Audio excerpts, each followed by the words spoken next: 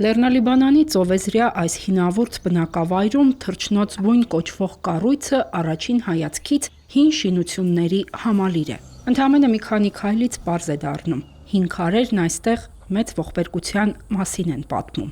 Բեյրութից մոտ 30 կիլոմետր հեռավորության վրա գտնվող տարածքը հիմնվել է 1920 թվականին Մերձավոր Արևելքի նպաստամատույց կոմիտեի նախաձեռնությամբ իբրև ապաստարան հայ որբերի համար։ Այդ տարիներին Լիբանանում պաշտոնապես մոտ 20 որբանոց է եղել։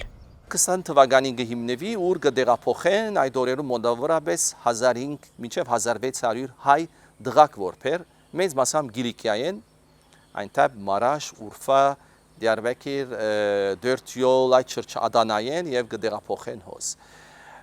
Այդ որբերու խնամքը կստանցնե Մերձավոր Արևելքի նպաստամատույցը եւ այդ որբանոցը, այդ օրերուն ամերիկյան որբանոցը իր աշխատանքային կորձունեությունը կունենա մինչև 1928 թվական։ 1928 թվականից որբանոցի տեսչությունը ստանձնում է դանիացի միսիոներուհի Մարիա Յակոբսենը, որը մինչև Լիբանան գալը եղել էր Խարբերդում, տեսել հայերի կոտորածն ու ջարդերը։ Տեսածը մանրամասն վկայել էր հրատարակած օրագրության մեջ, ապա եկել էր Լիբանան իր առաքելությունը այստեղ շարունակելու։ Առաջին հերթին երկու զանազան որբանոցներ ու ծրագիրը կսկսի մենք հատ կրկին անգամ Լեռնալիբանանի զում կայել շրջանը, հետակային շարունակեին գերտան թեպի հարավ,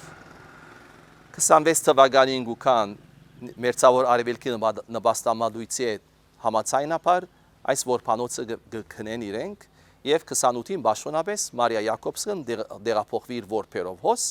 եւ այստեղի որբերու հետ միասին կստանցնի այս ամբողջ մեծ ծրագրի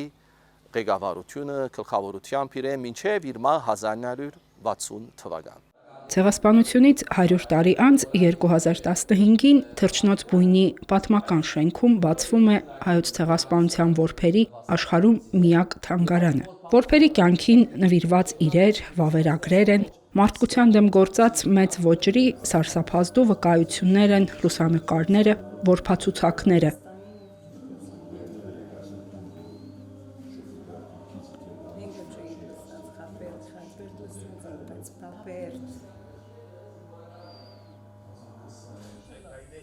Բակի խորքում սրտառուչ կոթող կա։ Մարիա Յակոբսենի հուշաքանդակն ու տապանակարը հայ որբերի մայր արձանագրությամբ։ Մյուս կողմից սկիզբ է առնում ցնցոտիավոր հայ որբերին պատկերող քանդակաշարը, որը տանում է դեպի թանգարանի մուտք։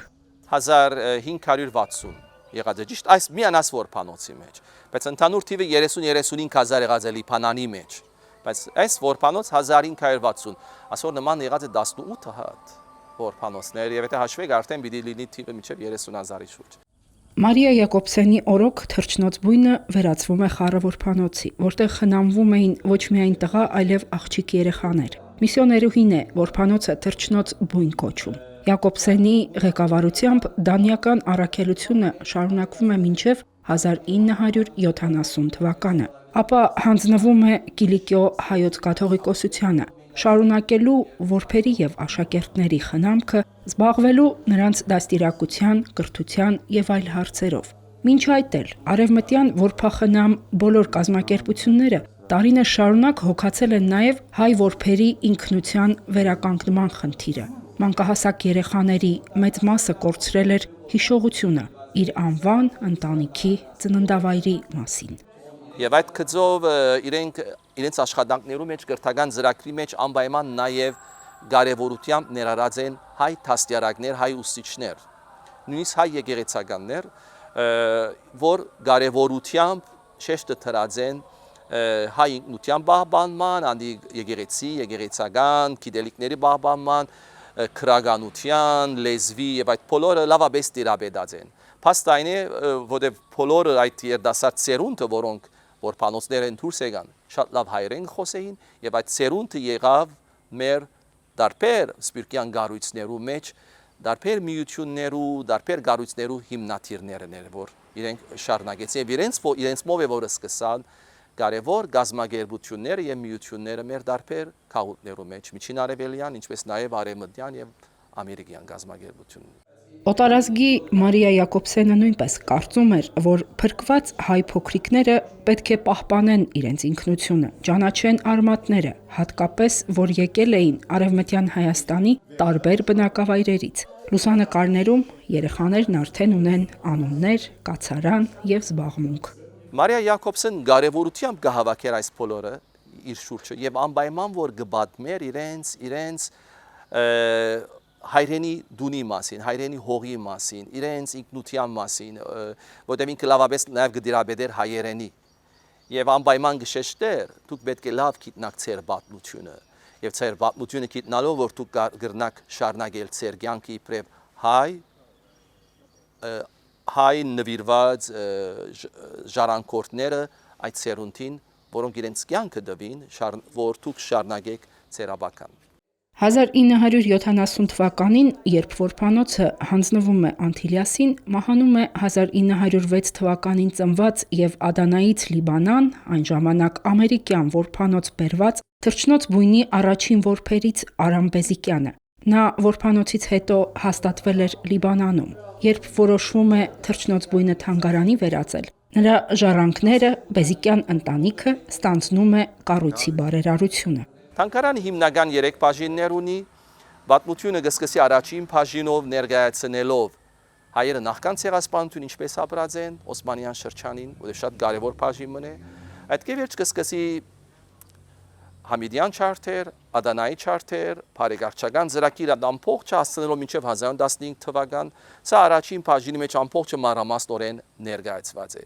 Երկրորդ բաժինը նվիրված է փրկությանը։ Ներկայացված են միսիոներները եւ այն ցանցը, որի միջոցով հազարավոր երեխաներ դուրս բերվեցին մահվան ճանապարհներից։ Ցուցադրությունը ցույց է տալիս, թե ինչպես կազմակերպվեց որբերի հավաքագրումը, տեղափոխումը եւ ապաստան հասցնելը։ Սա պատմություն է մարդասիրության մասին։ Լուսանկարներ, փաստաթղթեր, անձնական իրեր, յուրաքանչյուրը կորստի եւ բռնության մի պատմություն է, ոչ թե ընդհանուր, այլ հենց երեխաների պատմությունը։ Թանգարանի 3-րդ վերածնունդ կոչվող բաժինը ցույց է տալիս, թե ինչպես որբերը դուրս գալով այս հաստատություններից դառնում են սփյուռքյան համայնքների հիմնադիրներ։ Ներկայացվում են առաջին հայկական գաղութները Մերձավոր Արևելքում, նրանց կառուցած թաղամասերը, կրթական ու մշակութային կառույցները։ Այստեղ արդեն պատմությունը ողբերգությունից անցում է կատարում դեպի վերածննդի։ Լուսանկարներում նրանք արդեն այլ են, ոչ միայն վերապրածներ, այլ ստեղծող ու կառուցող անհատներ, որոնց իր կյանքն էր նվիրել դանիացի միսիոներուհին, նրանց համար բառացիորեն դառնալով մայր։ Ավարտին կարևոր բաժին մնե Մարիա Յակոբսենի նվիրված այդ մամայի օրինակին, մամայի խորհրդանիշը ներկայացնող գնոջ, որ հազարավոր որբերու կարևոր մեկ փրկագործական ծրագիրը իրագործած է եւ փրկության խորհրդանիշը եղած է կյանքի խորհրդանիշը հազարավոր որբերու շարունակելու իրենց կյանքը։ Մարիա Յակոբսենի տապանակարին ծննդյան տարեթվի փոխարեն գրված է 1907։ Այդ տարի նա սկսում է իր առաքելությունը Խարբերդում։ Մահվանից մի քանի տարի առաջ նա վերջին անգամ այցելել է Դանիա հարազատներին եւ հստակ հայտնել կամքը, որ ուզում է թաղվել հայ որբերի համար ստեղծած իր տանը։ Նրա ցանկությունն իրագործվում է եւ թանգարան եկող հազարավոր այցելուները նաեւ այս պատմությանն են ծանոթանում։